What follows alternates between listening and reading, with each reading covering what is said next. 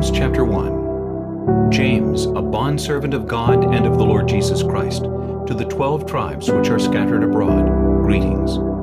My brethren, count it all joy when you fall into various trials, knowing that the testing of your faith produces patience.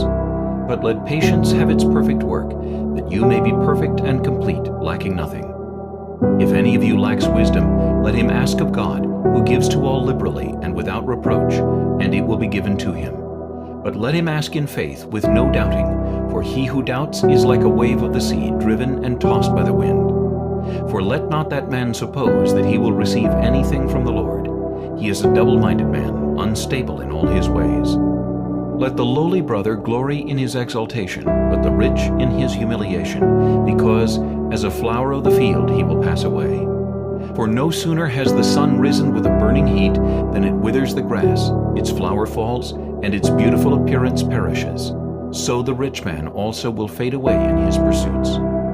Blessed is the man who endures temptation, for when he has been approved, he will receive the crown of life which the Lord has promised to those who love him. Let no one say when he is tempted, I am tempted by God.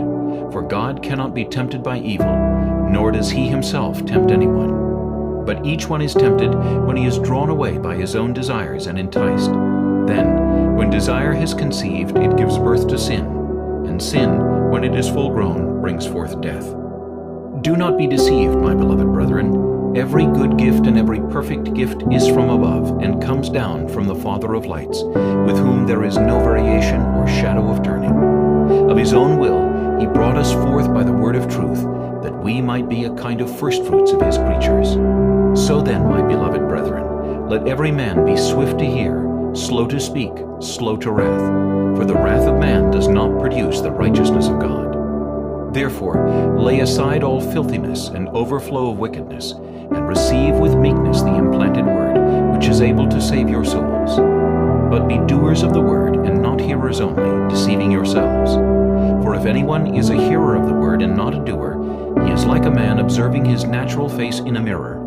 For he observes himself, goes away, and immediately forgets what kind of man he was. But he who looks into the perfect law of liberty and continues in it, and is not a forgetful hearer, but a doer of the work, this one will be blessed in what he does.